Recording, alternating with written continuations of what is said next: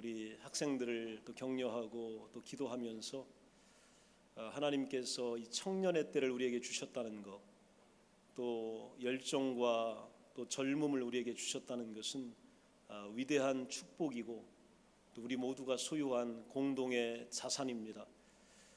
하나님께서 주신 이 기회를 선용하는 것이 지혜이고 또 이를 통하여서 위대한 형통을 경험하는 것, 이것이 진정한 축복이 되리라 생각을 합니다. 우리가 많은 것들 가운데서 때로는 두려움을 갖게 되고 또 어려움도 느끼게 되지만 두려운 것 중에 또 하나는 나이를 먹는 것에 대한 두려움들이 우리 장년 세대 또 그 이상 분들에게는 있는 것이 사실입니다. 가끔 말씀을 들어보면 이런 말씀을 종종 하셔요. 나이 먹는 것도 서럽고 억울한데 하고 그 다음 말씀을 하시는 경우들을 보게 됩니다. 늙는다, 때로는 노쇠하다라고 하는 것은 또 두려움의 일면이 될 수도 있습니다. 그러나 오늘 우리는 이 문제를 다시 한번 생각해 볼 필요가 있습니다. 저도 아직은 40대인데 제가 40대 초반에서 이제 40대 후반으로 이제 바뀌었습니다. 40대 후반이 되면서 달라진 게 있는데 그건 뭐냐면 40대 초반에는 저는 한 살이라도 좀 부풀려 볼까, 어떻게 핑계를 대볼까 늘 이런 생각을 많이 했는데요. 요즘에 이제 40대 후반으로 이제 바뀌고 나서는 어떻게 하면 한 살을 좀 줄여볼까 하는 생각을 많이 합니다. 왜냐하면 한 살 내지 두 살은 조작이 가능해요. 그리고 이게 법적으로 허용이 됩니다. 즉 호적상이라고 하는 단어를 좀 꺼내면 되는 거고요. 또 만으로 따졌을 때라고 하는 단어를 좀 꺼내면 되고 또 때로는 생일을 좀 기준으로 해가지고 만으로 따지면 조금 더 줄일 수도 있고 등등, 그래서 한 2살 정도는 조작이 가능합니다. 그러는 이유는 왜 그러냐면 목회가 이제 한 65세까지 밖에 못 할 것 같은데 어떻게든지 1년을 더 해보고 싶은 이 작은 욕심이 벌써부터 시작되지 않았나라고 하는 생각을 해보곤 합니다. 여성의 황금기가 보통 이 10대 후반에서 20대 그 초반기라고 얘기들 합니다. 남성의 황금기는 20대 초반 내지 중반이라고 이야기를 합니다. 그 이후부터는요, 이게 이제 늙어가는 거예요. 그러면서 육체적으로 연약해가는 그런 시기입니다. 그래서 많은 사람들이 어디에 관심을 갖냐면 안티 에이징 프로그램, 어떻게든지 나이와 싸워가는 것, 그래서 이것을 이겨가며 젊음을 지키는 데에 총력을 기울이고 있습니다. 안티 에이징 이 기구들이 생겨나고 또 프로그램들이 개발되고 심지어 화장품도 여기에 초점이 맞춰져 있어요. 그전에는 예뻐 보이는 데 있었는데 요새는 젊어 보이는 데 초점이 맞춰져 있어요. 그리고 또 먹는 음식, 또 때로는 건강법, 이런 것들이 다 여기에 많은 초점을 가지고 있습니다. 이런 경우는 육체적으로 또 물리적으로 몸의 나이를 오직 전제로 한 것입니다. 그런데 저와 여러분이 읽은 오늘 성경, 하나님의 말씀을 보니까 성경은 나이와 젊음을 다른 관점에서 우리들에게 들려줍니다. 다른 가치에서, 다른 의미에서 우리들에게 여기에 대해서 설명하고 있습니다. 고린도후서 4장 16절에 보면 그러므로 우리가 낙심하지 아니하노니 우리의 겉사람은 낡아지나 우리의 속사람은 날로 새로워진다. 우리의 겉사람은 이 outwardly we are wasting away, 모든 것이 낡아지나 그러나 inwardly we are being renewed day by day, 매일매일 우리가 새로워진다는 거예요. 매일 젊어지고 매일 달라지고 매일 뭔가 변화된다, 이렇게 말씀하고 있습니다. 성경은 겉사람이 있고 속사람이 있다는 거예요. 오늘 거기에 대해서 말씀하고 있습니다. 겉사람은 밖으로 보이는 모습입니다. 그러나 속사람은 안에 있는 진짜 나의 자아, 나의 모습입니다. 우리가 낙심하지 말아라, 성경은 그렇게 되어 있습니다. 우리가 낙심하지 않는다. 왜 그러냐면 우리의 심장을 우리가 잃지 않기 때문이다. 우리의 열정을 잃지 않기 때문이다. 이렇게 말씀하고 있습니다. 이 말씀을 쓴 바울은 계속되는 환난으로 인해 그의 신체는 약해지고 쇠하여져 갑니다. 그의 말년의 편지를 보게 되면 내가 겨울 나기가 너무 힘들으니까 이 겨울에 잘못하면 얼어 죽을지 모른다. 좀 내게로 와라 이렇게 부탁을 해요. 그러면서 그냥 오지 말고 내가 입었던 외투 좀 가지고 와라. 내가 그거 입지 않으면 감기 들 것 같고 얼어 죽을 것 같고 아무것도 못할 것 같다. 그리고 나 혼자 있으려니까 도저히 견디기가 어렵다. 내가 떠난 자들 다 용서할 테니까 나에게 좀 와달라. 누구 좀 데리고 와라. 이렇게 이야기합니다. 이게 바로 바울에게 보였던 외부적인 모습이에요. 그런데 바울은 오늘 그 자기의 외부적인 모습 속에서 또 한 가지를 본 겁니다. 그것이 바로 뭐냐면 그의 속에는 예수의 부활 생명이 날마다 넘치고 있음을 그는 느꼈기 때문입니다. 그리고 이 사실을 표현하고 있는 것입니다. 로마서 7장 22절에 보면 내 속사람으로는 하나님의 법을 즐거워한다. 오늘 육체는 쇠약하지만 내 속사람은 오늘도 하나님의 법에 감동되고 오늘도 매료되고 오늘도 그것 때문에 즐거워하고 소망이 되고 새로워짐을 느끼고 있다. 이렇게 고백하고 있습니다. 우리의 겉모습은요, 날마다 세월의 흔적을 지니게 되고 또 삶의 풍상을 견디기가 힘들어서 자꾸 어려워집니다. 또 고단하고 또 인생의 무게가 우리에게 있기 때문에 처지는 경우들이 많이 있습니다. 그러나 우리의 속사람은, 오늘 우리의 진짜 자아는 바울이 오늘 말씀하셨던 것처럼 예수님 때문에 우리에게는 소망이 있는 겁니다. 예수님 때문에 부활이 있는 거예요. 부활이 뭐냐면 죽었다가 살아나는 겁니다. 다시 바뀌는 거예요. 인생이 다시 시작되는 겁니다. 예수님 때문에 우리에게는 미래가 있고 약속이 있는 겁니다. 오늘 이렇게 된다는 건 바로 뭐냐면 내가 젊어진다는 얘기예요. 여러분이 청년이 된다는 얘기입니다. 여러분의 가슴에 열정과 새로운 심장이 이식됐다는 얘기입니다. 그리고 그 무언가를 할 수 있음을 오늘 성경은 말씀하고 있습니다. 모든 그리스도인들은 그 강건함에 있어서 청년과 같아야 된다. 여러분, 우리가 오늘 40대든 50대든 60대든 70대든 80세든 여러분 모두는요, 하나님은 청년처럼 살으라고 말씀하셨어요. 그리고 청년처럼 하나님께서 만드시겠다고 우리에게 약속해 주신 겁니다. 요한일서 2장 14절 후반절에 보면 성경은 이렇게 약속합니다. 청년들아, 내가 너희에게 쓴 것은 너희가 강하고 하나님의 말씀이 너희 안에 거하시며 너희가 흉악한 자를 이기었음이라. 이렇게 말합니다. 청년이 된다는 건 뭐냐면, 젊어진다는 건 뭐냐면, 우리 신앙이 젊다라고 한다는 건 뭐냐면 세 가지로 설명합니다. 첫 번째는 강해지는 것입니다. 강하라는 것입니다. 젊은이들은 강합니다. 우리의 심령이, 우리의 신앙이 강해지면 그게 바로 청년으로 바뀌는 겁니다. 두 번째는 하나님의 말씀을 내 심장 속에 보배처럼 심는 겁니다. 이게 바로 젊어지는 거예요. 오늘 여러분이 하나님의 말씀에 감동되어 그 살아계신 말씀이 소망이 되어 부활의 능력이 여러분에게 보배처럼 간직되어 있으면 여러분은 젊은입니다. 여러분은 청년입니다. 그리고 여러분을 통하여, 청년들을 통하여, 젊은이를 통하여 하나님은 그 무슨 일을 하기를 원하십니다. 그리고 세 번째는 악과 싸워 이기는 것입니다. 바로 청년의 때는 질풍노도의 시기라고 이야기합니다. 2차 대전이 발발했을 때에 세계가, 모든 나라들이 막 전쟁에 다 그냥 막 포함되게 됩니다. 그리고 많은 젊은이들이 전장으로 막 끌려가게 되고 몰아치게 됩니다.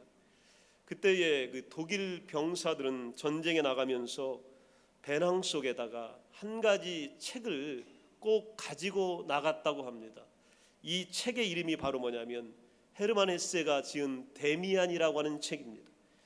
한 청년의 성장통에 관한 치열하고도 이 아름다운 보고서와 같은 그런 이야기입니다. 주인공 이 싱클레어는 자신이 몇 번이나 목숨을 끊어야 되겠다고 생각하면서 걸어왔던 그토록 힘든 길을 되돌아보고 지나면서 드디어 자신의 임무가 오늘 내가 목숨을 끊어야 되는 이 정도가 아니라 이 세상에 하나의 선, 하나의 모범을 제시하는 것, 다른 삶의 방식의 가능성을 알려주는 것임을 깨닫게 됩니다. 그리고 이를 위하여 살아가겠다고 마음먹고 다시 방향을 바꿉니다. 하지만 이 일은 새가 알을 깨고 나가듯이 또 뱀이 허물을 벗고 성장하듯이 몇 번이고 주어진 자기를 부수고 또 죽을 것 같은 절망과 고통을 견뎌야 하는 일임을 알게 됩니다. 그럼에도 불구하고 그는 이제 이 절망과 고통을 이겨내기 시작합니다. 그리고 새로운 삶으로 출발하는 모습을 보게 됩니다. 작가인 헤르만 헤세는 이렇게 이야기합니다.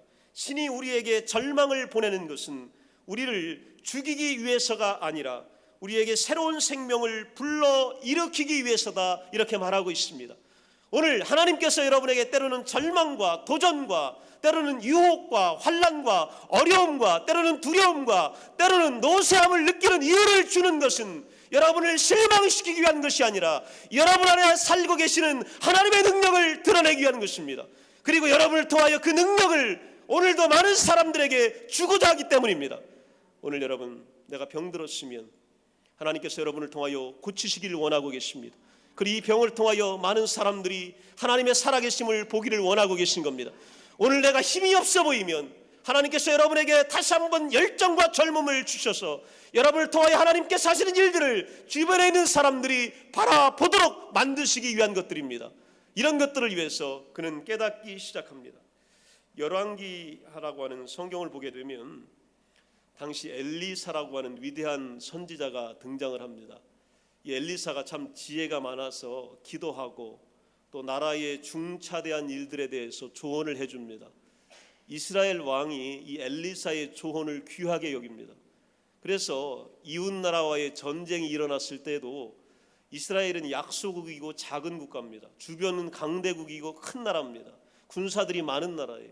그런데 매번 이스라엘이 지혜롭게 이 전쟁을 이겨나갑니다.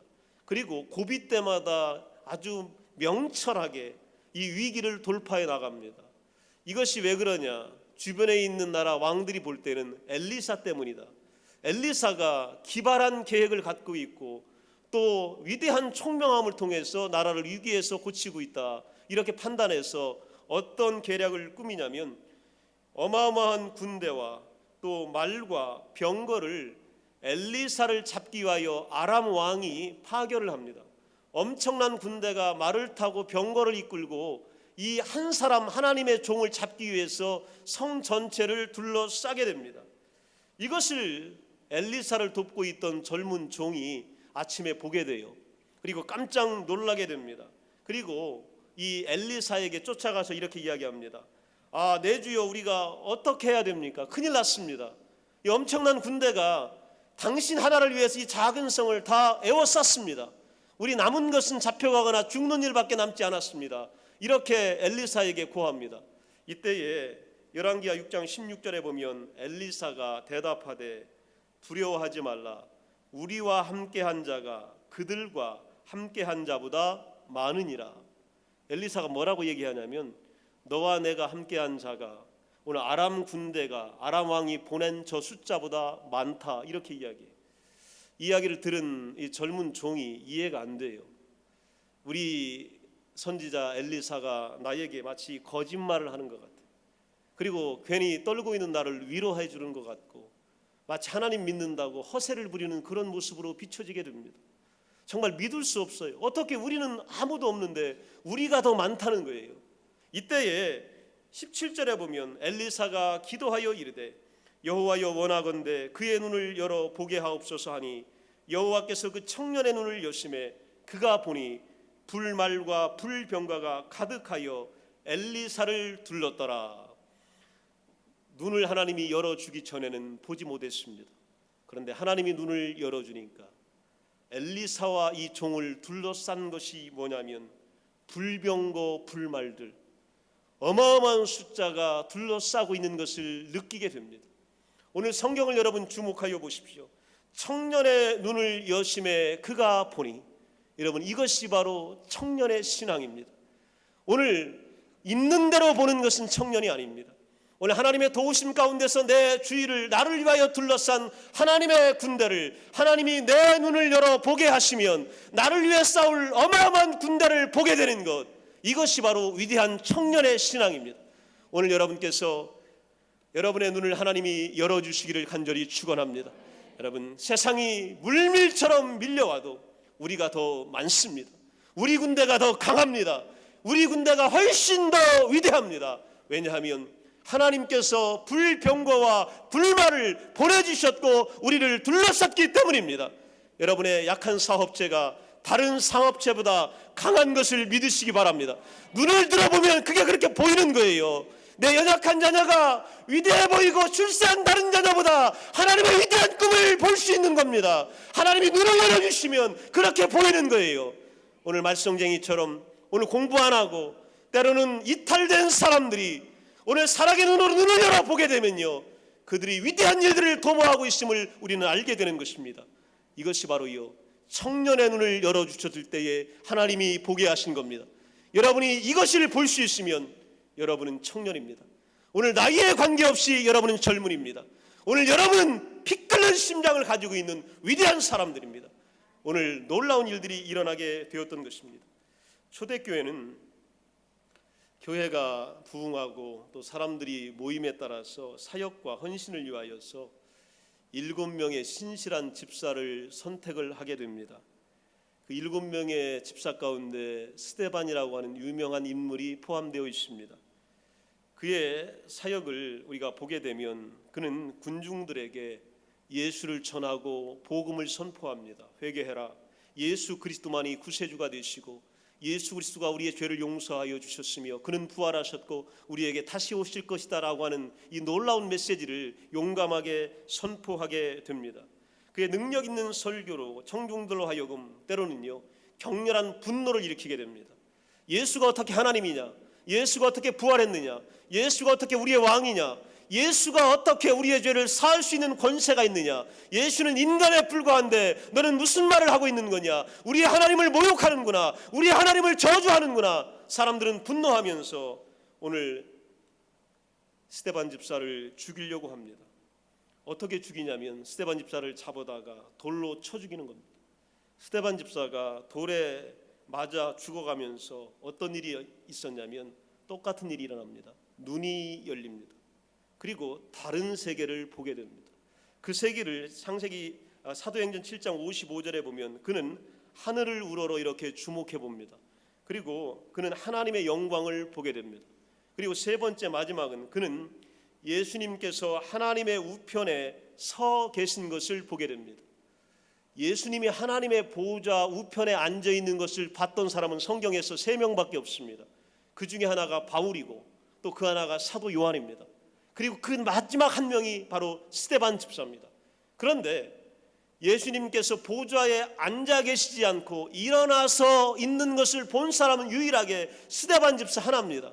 왜 예수님께서 그 보좌에 앉지 않고 일어나셔서 오늘 이 땅을 굽어 살피시고 보셨는지 그 이유를 스데반은 알고 있었던 겁니다. 스데반은 예수님처럼 죽임을 당하고 예수님처럼 기도했기 때문입니다.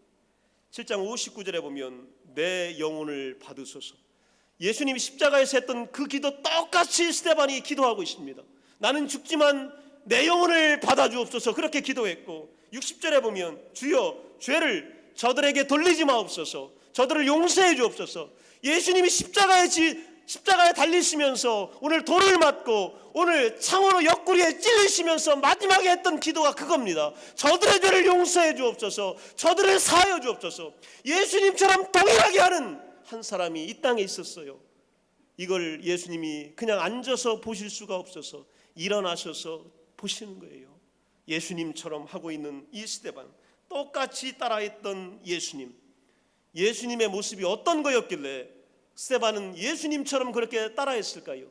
예수님은 이 땅에 오셨습니다. 육체의 몸을 안고 오셨어요. 왕성하게 일했었습니다. 공생의 사역은 30세부터 3년 동안 시작이 되게 됩니다. 30세의 청년으로 피 끓는 젊은이로 열정과 기계로 쉬지 않고 이 땅에서 일하셨습니다. 이렇게 일하는 게 예수님처럼 일하는 겁니다. 이렇게 살아가는 게 젊은이처럼 사는 거예요. 이렇게 사역하고 이렇게 봉사하고 헌신하는 게 예수님처럼 따라가는 겁니다. 그러면 예수님은요, 오늘 우리의 모습을 보시면서 일어서세요. 나 같은 사람이 있구나. 나같이 사는 존재가 있구나. 예수님이 도대체 어떻게 사셨냐면 36가지의 기적을 일으키십니다. 치유의 기적을 17번이나 일으키시고 귀신을 7번이나 쫓아내시고 제자들을 보호하시고 굶주린 사람을 5번이나 먹이시고 무화과의 저주의 이적을 일으키시며 죽은 자를 살리시기를 3번을 하십니다. 이 짧은 기간에 3년의 기간에 38번의 비유를 통하여 말씀하시고 40번의 기도를 하시고 45번의 예언을 선포하시고 16번의 대중적인 설교를 하시고 36번의 개인적인 대화를 통하여 생명을 그 군중들에게 부어주십니다. 그리고 부활하시고 나서도요, 그냥 계시지 못하고 10번이나 제자들에게 나타나십니다. 이것이 바로 예수님이 이 땅을 살아가셨던 모습입니다. 예수님은 그냥 산 것이 아니라 피 끓는 모습으로 젊음의 모습을 간직한 채로 그렇게 사셨습니다. 그런데 이 기적 가운데 여러분, 우리가 주목할 게 있어요. 이 많은 기적 가운데 가장 큰 기적이 어떤 기적이냐면 죽은 자를 살리는 기적입니다. 예수님이 3번 죽은 자를 살려내십니다. 여러분, 예수님의 능력은 오늘도 죽어가는 자를 살릴 줄로 믿습니다. 오늘 여러분의 정신 죽어가는 것 살리는 건 문제가 아닙니다. 여러분의 신체를 살리는 건 문제가 아닙니다. 여러분의 마음을 살리는 것, 환경을 살리는 건 문제가 아닙니다. 예수님은 죽은 자를 3번 살리셨습니다. 첫 번째가 나인성에서 과부의 독자를 살리십니다. 누가복음 7장에 보게 되면 예수께서 이르시되 청년아 내가 내게 말하노니 일어나라. 일어나라 이렇게 말씀하시니까 이 젊은 아들이 일어났다. 죽은 자가 일어났다. 성경은 이렇게 이야기합니다. 두 번째는요, 회당장 야이로의 딸을 살리십니다. 마가복음 5장 41절에 보면 그 아이의 손을 잡고 이르시되 달리다굼 하시니 번역하면 곧 내가 너에게 말하노니 소녀야 일어나라. 소녀야 일어나라. 그랬더니 소녀가 곧 일어나서 걷습니다. 이 소녀의 나이가 12살입니다. 세 번째로 예수님은 베다니에 살고 있는 3남매를 찾아가십니다. 거기 부모 없이 살고 있는 3남매 마르다, 마리아, 나사로가 있습니다. 그 중에 막내 동생인 남동생 나사로가 죽었습니다. 며칠이 지났습니다. 그에게 찾아가셔서 요한복음 11장에 보면 나사로야 나사로야 이렇게 불렀더니 나사로가, 죽은 자가 수족을 배로 동인 채로 나오니라. 묶인 채로, 모든 것이 꼼짝 못하는 채로 걸어서 나오게 된 겁니다. 예수님은 이와 같은 놀라운 기적을 행하셨습니다. 그런데 이 3가지 기적의 공통점이 나옵니다. 3가지 기적의 공통점은 누구를 살려냈냐면 청년을 살려낸 겁니다. 어린 소녀를 살려낸 겁니다.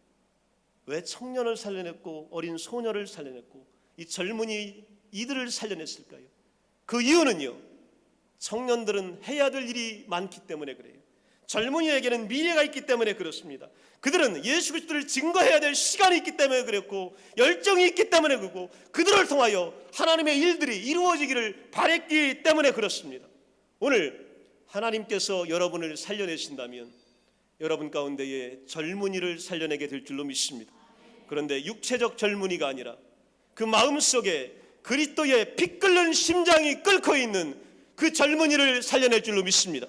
청년 신앙을 가진 자를 예수님은 살려내시는 거예요. 왜냐하면 일할 수 있도록 하시기 위하여, 오늘 예수님처럼 이 땅을 변화시키는 그 무언가를 하시기 위하여 젊은이들을 살려낸 겁니다. 오늘 여러분의 신앙이 젊은이라면 예수 그리스도는 여러분을 먼저 찾아올 줄로 믿습니다. 이것이 얼마나 귀한 일인지 모릅니다. 아브라함을 보게 되면 아브라함은 75세 때 고향을 떠난 것도 위대하지만 신앙의 불꽃처럼 일어났던 나이가 바로 100세입니다. 그 100세의 아들을 바치는 위대한 헌신을 하잖아요. 모리아산으로 가잖아요. 인생 가운데에 몇 세의 불꽃 같은 신앙의 최절정기가 찾아왔냐면 100세에 찾아온 겁니다. 그리고 175세 죽을 때까지 그 신앙을 가지고 하나님을 섬겼던 거예요. 오늘 여러분, 육체적 나이, 물리적 나이가 문제가 아니라 여러분의 인생의 100세 가운데에 아브라함과 같은 불꽃과 같은 절정기가 찾아올 줄로 믿습니다. 그러면 위대한 일들이 일어나는 거예요. 그를 통하여 하나님의 위대한 계획이 이루어지기 시작합니다. 성경은 놀라운 일들이 우리에게 일어나는 것을 보여줍니다. 갈렙을 보시게 되면요, 여호수아서에서 가나안 땅을 점령해야 되는데 아낙 자손들이 너무 크니까 이 민족들이 주춤주춤해요. 나가지를 못해요. 싸우러 가지를 못합니다. 그때에 내가 먼저 가겠다. 나에게서 헤브론 땅을 달라. 내가 가서 아낙 자손을 물리치겠다고 말했던 사람이 누구냐면 갈렙이에요. 이 갈렙의 나이가 몇 살이었냐면 85세입니다. 오늘 젊은이들이 노년화되어서 청년들이 싸울 줄 모르고 청년들이 의기소침하여 하나님의 위대한 계획 앞에서 헌신하지 못할 때에 85세의 갈렙이 내가 가서 싸울 테니까 나에게 이 땅을 달라, 내가 아낙 자손을 물리치겠다, 이렇게 나가서 가나안 땅의 점령 전쟁을 진두지휘하게 됩니다. 그리고 물꼬를 트게 됩니다. 이것이 바로 젊은 신앙입니다. 뭔가 사람들이 주춤주춤할 때에 내가 하겠습니다, 내가 먼저 나서겠습니다, 내가 먼저 이 어려운 일을 감당하겠습니다, 나서는 것이 바로 청년의 신앙입니다. 여호수아 4장 11절에 보면 뭐라고 고백하냐면, 오늘도 내가 여전히 강건하니 내 힘이 그때나 지금이나 같아서 싸움이나 출입에 감당할 수가 있다. 오늘도 그때나 지금이나 나는 강건하다. 뭐가 강건하냔 말이에요. 오늘 하나님을 향한 열정과 신앙이 강건하다는 얘기입니다. 거기에 대한 피 끓는 마음이 동일하다는 얘기예요.